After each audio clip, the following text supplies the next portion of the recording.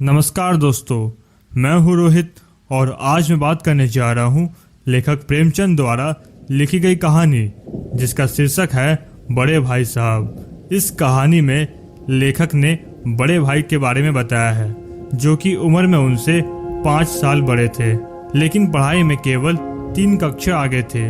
लेखक स्पष्टीकरण देते हुए कहते हैं कि ऐसा नहीं है कि उन्होंने बाद में पढ़ाई शुरू की, बल्कि वे चाहते थे कि उनका बुनियाद मजबूत रहे, इसलिए 1 साल का काम 2-3 साल में किया करते थे।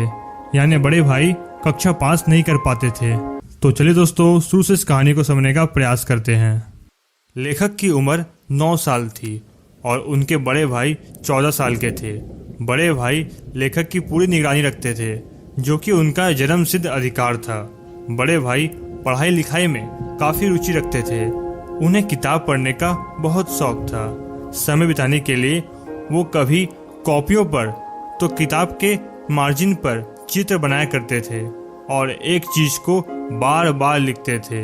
वहीं दूसरी तरफ लेखक का मन पढ़ाई में बिल्कुल नहीं लगता था। जब भी लेखक को समय मिलता था तो वे हॉस्टल से निकलकर मैदान में खेलने जाते थे।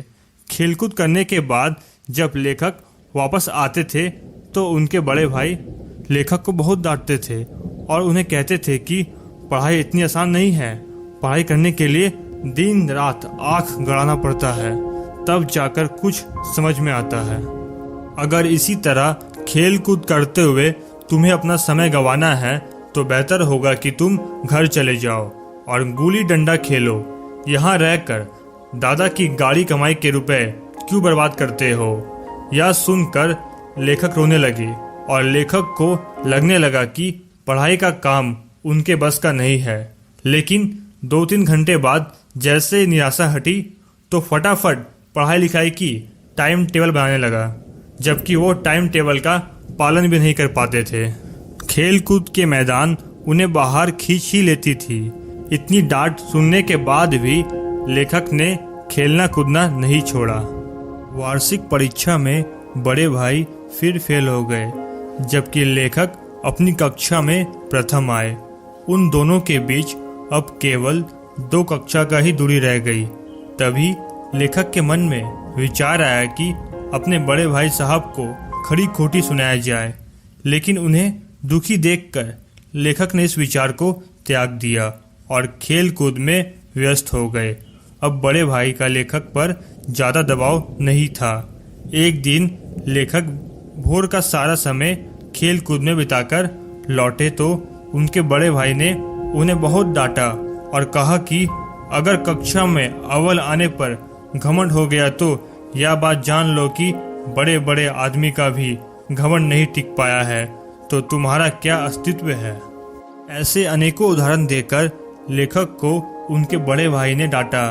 बड़े भाई ने कक्षा की अलजेब्रा, जियोमेट्री और इतिहास पर अपनी टिप्पणी की और बताया कि यह सब विषय बहुत कठिन है। यहाँ तक कि निबंध लेखन को भी उन्होंने समय की बर्बादी बताया।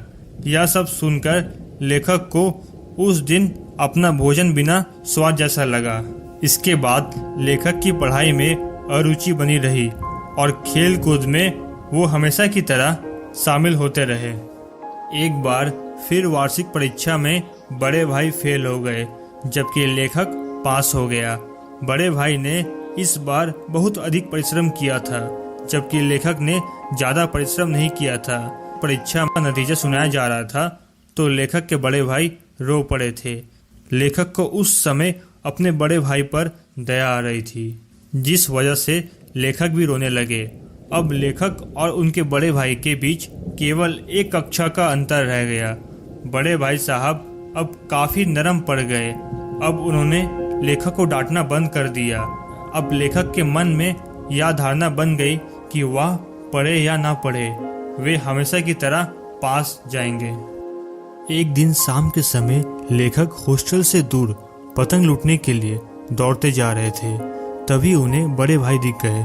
बड़े भाई ने तुरंत लेखक का हाथ पकड़ लिया और गुस्सा होकर बोले कि तुम 8वीं कक्षा में भी आकर ये काम कर रहे हो। किसी जमाने में लोग 8वीं पास करके नायाब तहसीलदार बन जाते थे। कई सारे लीडर और समाचार पत्रों के संपादक भी 8वीं पास है, लेकिन तुम इसे महत्व नहीं देते हो। बड़े भाई साहब ने लेखक को तजुर्बे के महत्व को स्पष्ट करते हुए कहा कि भले ही तुम मेरे से कक्षा में कितने भी आगे निकल जाओ, फिर भी मेरा तजुर्बा तुमसे ज्यादा रहेगा। उन्होंने लेखक को अम्मा दादा का उदाहरण देते हुए कहा कि भले ही हम बहुत पढ़ लिख जाए, लेकिन तजुर्बे की बराबरी नहीं कर सकते। वे लोग बीमारी से लड़कर घर के काम काज तक में हमारे से ज्यादा अनुभव रखते हैं। इन सभी बातों को सुनकर लेखक अपने बड़े भाई साहब के आगे सिर झुकाकर उनका अभिवादन करने लगे। इतने में एक पतंग उन दोनों के ऊपर से गुजरा। क्योंकि बड़े भाई साहब काफी लंबे थे, इसलिए उन्होंने पतंग की डोर को पकड़ लिया और हॉस्टल की तरफ दौड़कर भागने लगे। फिर लेखक भी उनके पीछे पीछे भाग रहे थे। तो दोस्तों, इस वीडियो को लाइक और शेयर कर आप हमारा आत्मविश्वास बढ़ा सकते हैं और हमारे चैनल हिंदी फेवरेट टेल्स को सब्सक्राइब जरूर करें।